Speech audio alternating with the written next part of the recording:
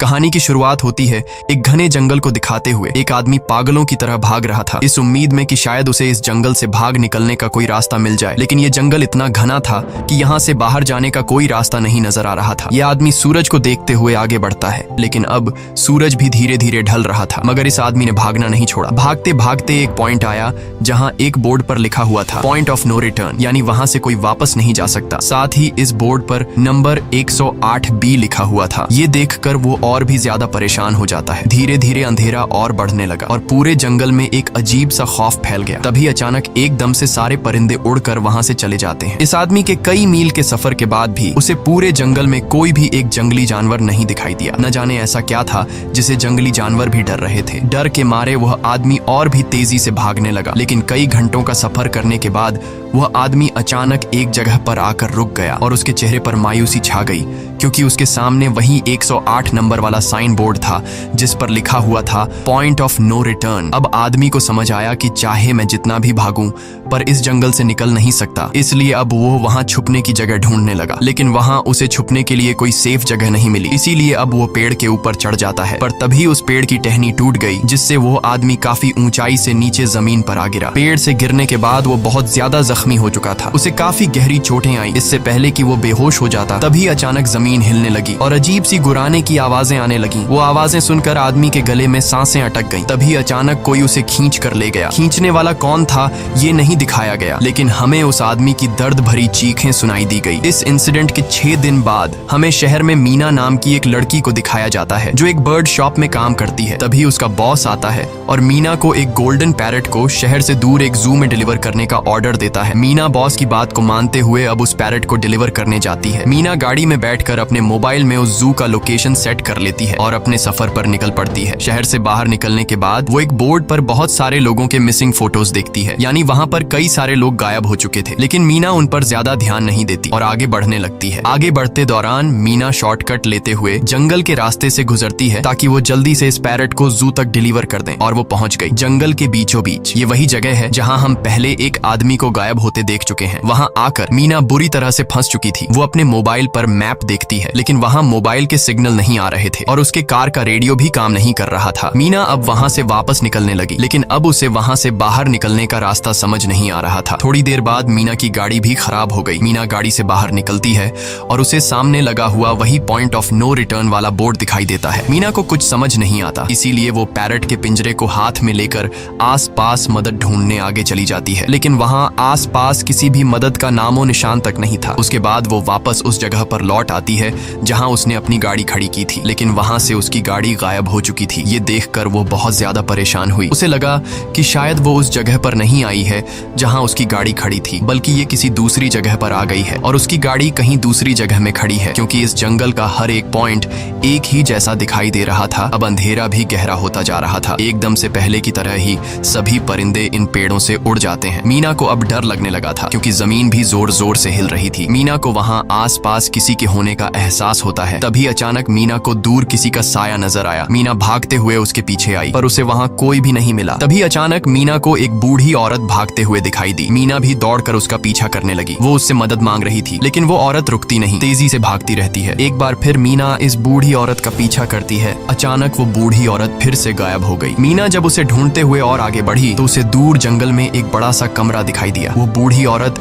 उस कमरे के दरवाजे को खोलकर मीना से कहती है, अगर जिंदा रहना चाहती हो तो जल्दी से अंदर आओ। ये सुनते ही मीना बिना सोचे समझे दौड़ते हुए उस कमरे की तरफ गई। मीना के अंदर आते ही उसने गेट को लॉक कर दिया। मीना देखती है कि ये कोई अजीब सा कमरा है जिसमें एक बहुत बड़ा सा मिरर लगा हुआ था। उस बूढ़ी औरत के साथ यहाँ 2 और लोग भी थे। मीना घबरा कर उन लोगों से पूछती है, ये कौन सी जगह है? इस पर उस बूढ़ी औरत ने जवाब दिया कि इस जगह को हम दी कोब कहते हैं। मेरा नाम है मैडलिन, ये लड़की है कियारा और इस लड़के का नाम है डेनियल। बूढ़ी औरत मीना से कहती है कि अभी बातचीत का वक्त नहीं है, तुम जल्दी से हमारे साथ मिरर के सामने खड़ी हो जाओ, क्योंकि कोई हमें देखने आने वाला है। मीना पूछती है, आखिर हमें कौन देखने आ रहा है? तो वो बूढ़ी औरत उससे कोई जवाब नहीं देती। एकदम बाहर से अजीब सी आवाजें आने लगी। मीना डर के मारे पूछती है कि ये आवाज किस चीज की है? तो कियारा मीना को बताती है कि इन्हें हम वॉचर्स कहते हैं। वे शीशे के दूसरे ओर से हमें देख रहे हैं, पर हम उन्हें नहीं देख सकते। वे हर रात सूरज ढलने के बाद यहाँ आते हैं और हमें देखते रहते हैं जब तक सुबह का सूरज नहीं निकल आता। तभी शीशे के दूसरी तरफ से शोर आने लगा। मीना पूछती है, ये शोर कैसा है? उस बूढ़ी औरत ने बताया कि वॉचर्स तुम्हारे आने से खुश हैं, तुम्हें यहाँ देखकर तालियां बजा रहे हैं। मीना बुरी तरह से कंफ्यूज थी, वो जल्द से जल्द यहाँ से निकलना चाहती थी। मैडलिन जिन्हें वॉचर्स कह रही थी, न तो अब तक मीना ने उन्हें देखा और न ही किसी और ने देखा था। रात गुजर जाती है, सुबह होने पर ये लोग उस जगह से बाहर निकल आते हैं। मैडलिन बताती है कि वे वॉचर्स सिर्फ रात में ही बाहर निकलते हैं, दिन के वक्त हम लोग जंगल में आजाद घूम सकते हैं। मीना रात भर यही सोच रही थी कि कब सुबह होगी और जल्दी से मैं इस जंगल से बाहर निकल जाऊं, इसीलिए वह फौरन जंगल से बाहर निकलने का रास्ता ढूंढने लग जाती है। तब मैडलिन बाकी सबको उसे रोकने से मना कर देती है, जैसे कि वह जानती हो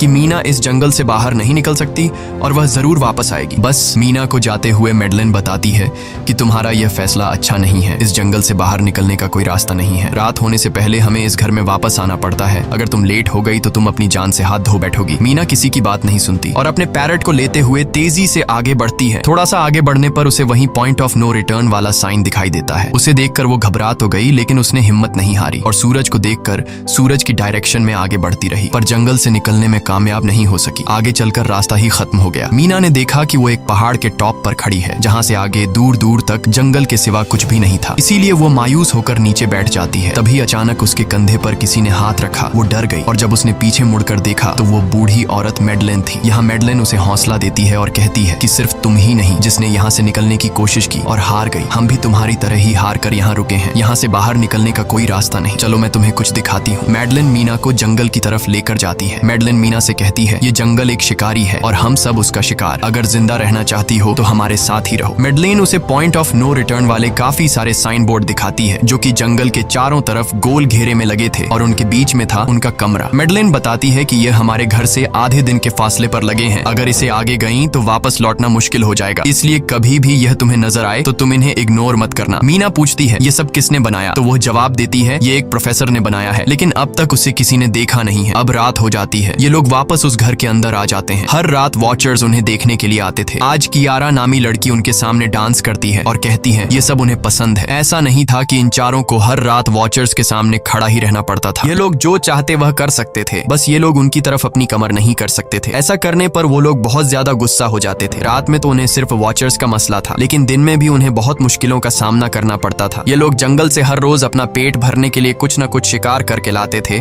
जिससे उनका गुजारा हो जाता। अगले दिन कियारा और मीना दोनों जंगल में शिकार करने जाती हैं। मीना कियारा से पूछती है कि आखिर ये वॉचर्स चाहते क्या हैं? कियारा बताती है, मुझे भी कुछ खास नहीं पता, लेकिन मैडलाइन कहती है कि ये वॉचर्स हमें देखते हैं, हमें ऑब्जर्व करते हैं, लेकिन अगर हमने वॉचर्स को देखा तो हम पागल हो जाएंगे, क्योंकि वॉचर्स बहुत ही खूंखार दिखते हैं। कियारा अब उसे एक गड्ढा दिखाती है और कहती है, ऐसे बहुत से गड्ढे इस जंगल में मौजूद हैं। दिन के वक्त सारे के सारे वॉचर्स उन गड्ढों में रहते हैं और रात में वो यहाँ से बाहर निकल आते। दिन के वक्त ये लोग इसलिए बाहर नहीं आ सकते क्योंकि सूरज की रोशनी उनकी स्किन जलाती है। कियारा मीना को बताती है कि वो 5 महीने पहले अपने पति के साथ इस जंगल में आई थी और तब से वो दोनों यहाँ फंसे हुए थे, पर आज से 6 दिन पहले मेरा पति जंगल में रास्ता ढूंढने निकला है। मुझे उम्मीद है कि वो जरूर वापस आएगा और हम सबको यहाँ से सेफली ले जाएगा। यहाँ हमें मालूम होता है कि असल में कियारा का हस्बैंड वही आदमी था जिससे हमने मूवी के स्टार्ट में देखा था, जिसे कोई यहाँ से खींच कर ले गया और अब वो मारा जा चुका है। इस तरह से बातें करते हुए ये दोनों कमरे के पास वापस लौट आए। यहाँ मैडलिन ने मीना को 3 रूल समझाती है जिंदा रहने के लिए। सबसे पहला ये कि वो रात के वक्त घर का दरवाजा नहीं खोलेगी, दूसरा रात में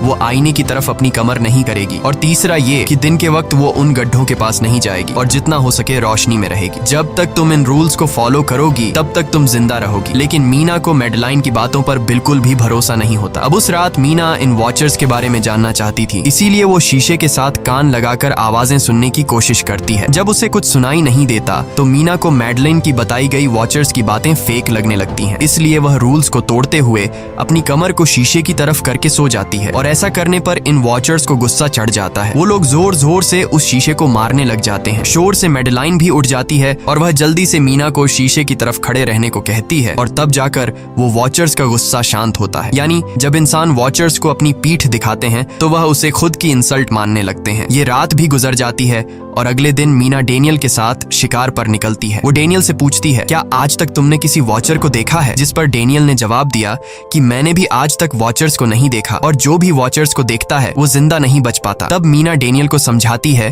कि मुझे लगता है कि ये सब मैडलाइन की बनाई हुई कहानियां हैं जिसके अंदर वो हमें फंसा रही है। हमें जरूर उन गड्ढों को जाकर चेक करना चाहिए, शायद हमें यहाँ से बाहर जाने का कोई रास्ता मिल जाए। डेनियल भी यहाँ रहकर बहुत ज्यादा तंग हो चुका था और वो भी किसी तरह से रास्ता ढूंढकर इस जंगल से भाग निकलना चाहता था, इसलिए वो मीना की बात मान लेता है और वो दोनों गड्ढे के पास पहुंच जाते हैं। अब मीना अपने आप को रस्सी से बांधकर इस गड्ढे के अंदर उतरती है। रस्सी का दूसरा सिरा डेनियल ने पकड़ा हुआ था ताकि अगर मीना को कुछ भी हो वो जल्दी से मीना को बाहर की तरफ खींच ले। मीना नीचे गड्ढे में पहुंच जाती है जहां उसे बहुत सारा इंसानों का सामान मिलता है। मीना उस सामान को इकट्ठा कर लेती है। ये सारा सामान उन लोगों का था जो जंगल में वॉचर्स के शिकार हो चुके थे। डेनियल रस्सी के सहारे कैमरा, साइकिल और जरूरत का सारा सामान को बाहर ले आता है। मीना अब नीचे इंतजार करती है कि डेनियल कब रस्सी नीचे फेंकेगा और मैं ऊपर चली जाऊंगी। और इससे पहले कि मीना उस गड्ढे से बाहर निकल पाती, उसे गड्ढे के अंदर किसी के आने की हलचल सुनाई देती है। मीना जल्दी से डेनियल को रस्सी नीचे फेंकने की आवाज देने लगती है, लेकिन तभी मीना को पकड़ने के लिए एक वॉचर का हाथ बढ़ने लगता है। पर मीना धूप में खड़ी थी, इसलिए जब उस वॉचर के हाथ पर सूरज की रोशनी पड़ी तो उसका हाथ जलने लगा। इतने में डेनियल ने नीचे मीना के पास रस्सी फेंकी और मीना फौरन जल्दी से बाहर निकल आई। मीना पूरी तरह से डर गई थी। ये लोग उस सारे सामान को लेकर अपनी सेफ हाउस में आ गए, जहां मैडलिन ने उससे पूछा, ये सामान तुम्हें कहां से मिला? ये लोग झूठ बोल देते हैं कि ये सामान उन्हें इस जंगल से मिला। मैडलिन को इस जंगल में रहते हुए बहुत अरसा गुजर चुका था। वो जानती थी कि ये सामान उसे जंगल से नहीं बल्कि एक गड्ढे से मिला होगा। वो मीना से पूछती है, बताओ तुमने गड्ढे के अंदर क्या देखा? लेकिन मीना उसे कुछ नहीं बताती। ये लोग बहुत खुश थे कि आज रात ये लोग वॉचर्स को देख पाएंगे, क्योंकि मीना को गड्ढे के अंदर एक कैमरा मिला था। डेनियल किसी तरह जुगाड़ करके उस कैमरा को टीवी के साथ अटैच कर लेता है ताकि ये लोग भी टीवी पर वॉचर्स को देख पाएं। मैडलिन बार बार उन्हें समझाती है कि ये तुम लोग गलत कर रहे हो, लेकिन ये दोनों उसकी एक बात भी नहीं सुनते। आज रात ये लोग वॉचर्स के इंतजार में बैठे थे ताकि उन्हें वो देख पाए, लेकिन काफी रात होने के बावजूद भी आज कोई वॉचर उन्हें देखने नहीं आया और अब कुछ देर बाद उनके साथ कुछ अजीब सा होने वाला था। ये लोग बातचीत में मसरूफ थे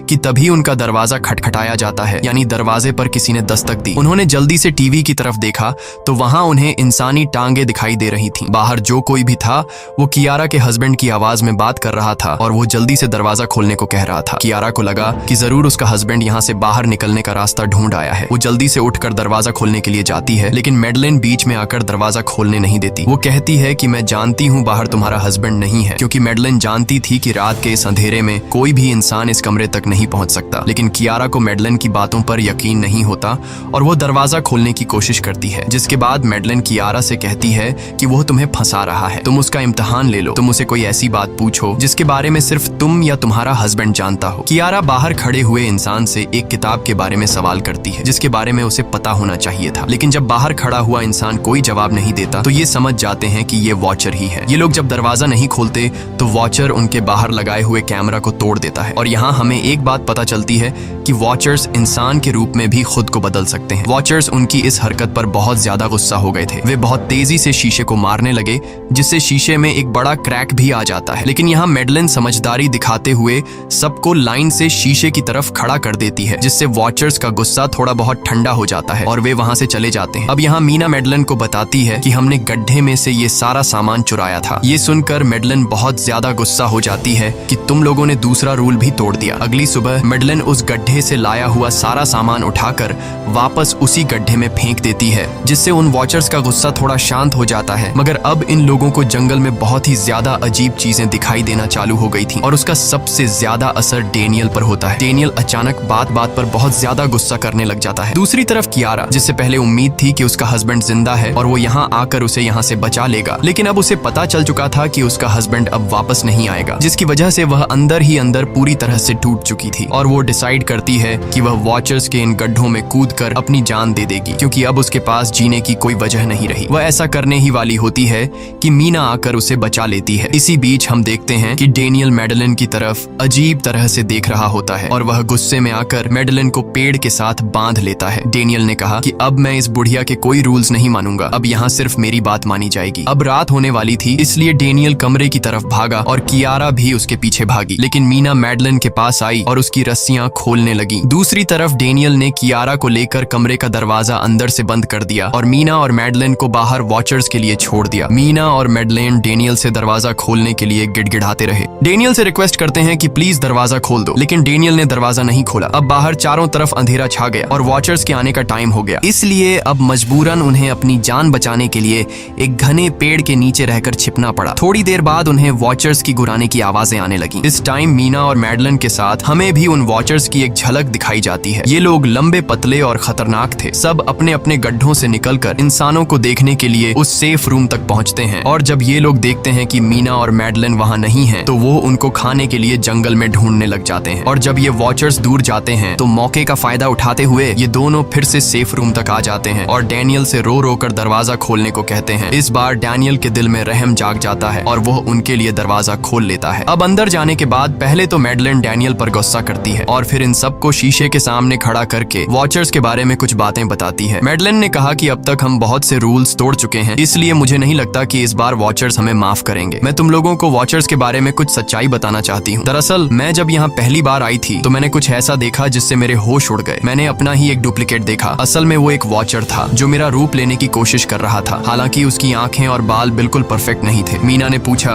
कि आखिर ये वॉचर्स हैं क्या चीज, जिस पर मैडलिन ने जवाब दिया कि ये सारे क्रीचर्स फेरीज हैं जो किसी जमाने में इंसानों के साथ मिलकर रहते थे। फेरीज पंखों वाले एक जादुई जीव थे, लेकिन वक्त गुजरने के साथ इंसानों को फेरीज की शक्तियों से डर लगने लगा। इसीलिए इंसानों ने फेरीज को खत्म करने का सोचा। इंसानों की तादाद ज्यादा थी, इसलिए फेरीज इंसानों का मुकाबला नहीं कर पाए। इंसानों ने इन फेरीज को जंगल में एक बहुत बड़े गड्ढे के अंदर कैद कर लिया और उन्हें श्राप से हमेशा हमेशा के लिए इस गड्ढे में बंद कर दिया। उसके बाद फेरीज कई 100 सालों तक उस गड्ढे में कैद रहे, लेकिन फिर वक्त के साथ उन्होंने जमीन के अंदर खुदाई करके निकलने के रास्ते बना लिए। आज वही फेरीज वॉचर्स के रूप में गड्ढों से निकलकर हमारे सामने आते हैं। हालांकि कई 100 सालों तक जमीन के अंदर रहने की वजह से उन्होंने अपने पंख और जादुई शक्तियां खो दी और साथ ही उन्हें सूरज की रोशनी से तकलीफ होने लगी, लेकिन अब भी उनमें रूप बदलने की शक्ति है। इस पर डैनियल ने मैडलिन से पूछा कि ये वॉचर्स हमसे क्या चाहते हैं और ये हर रात हमें देखते क्यों हैं, जिस पर मैडलिन ने बताया कि ये वॉचर्स एक बार फिर से जंगल से निकलकर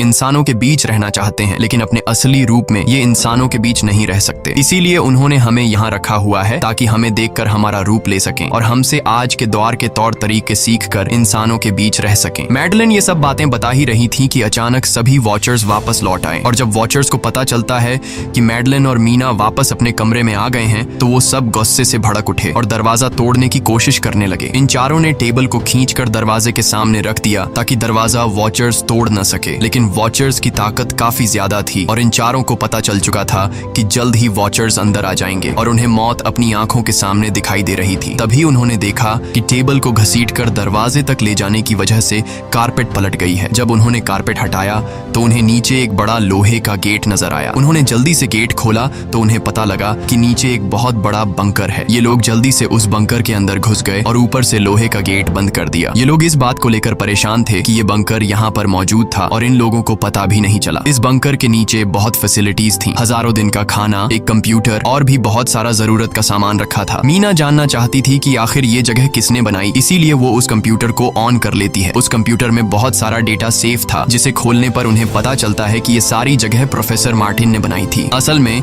प्रोफेसर को इन क्रीचर्स के बारे में पता था। वो इन वॉचर्स पर रिसर्च करना चाहता था, इसीलिए उसने ये बंकर बनाया था। पैसों का लालच देकर वो दूसरे इंसानों को काम के लिए यहाँ लेकर आता था और रात के वक्त मजदूरों को ऊपर कमरे में छोड़कर खुद यहाँ आकर छुप जाता था और वो वॉचर्स फिर उन इंसानों को खा जाया करते थे। अगली वीडियो में डॉक्टर मार्टिन बताते हैं कि उनकी रिसर्च के दौरान उन्हें एक सबसे अलग फेरी मिली जो रोशनी में भी उन गड्ढों से बाहर आ सकती थी। डॉक्टर बताता है कि उस वॉचर ने एक बच्ची का बिल्कुल परफेक्ट रूप ले लिया था जिसे कोई पहचान नहीं सकता था। वो बहुत अच्छी थी, उसने डॉक्टर मार्टिन को मारा नहीं। डॉक्टर मार्टिन उसे यहाँ ले आया। तभी प्रोफेसर ने कैमरा को दूसरी तरफ मोड़ा। तब उन्होंने देखा कि प्रोफेसर ने उस छोटी सी बच्ची के रूप में आए वो क्रीचर को पिंजरे में कैद कर लिया है। पता नहीं डॉक्टर उसके साथ कौन सा एक्सपेरिमेंट करने वाला था। उस कंप्यूटर में बहुत सी वीडियोस थी और हर वीडियो में कुछ न कुछ बताया हुआ था। मीना बस ये जानना चाहती थी कि आखिर में क्या हुआ, इसीलिए वो सबसे आखिरी वीडियो प्ले करती है जिसमें वह देखती है कि प्रोफेसर खुद को और उस फेरी को मारने वाले हैं। मरने से पहले वह इस जंगल में फंसे हुए लोगों के लिए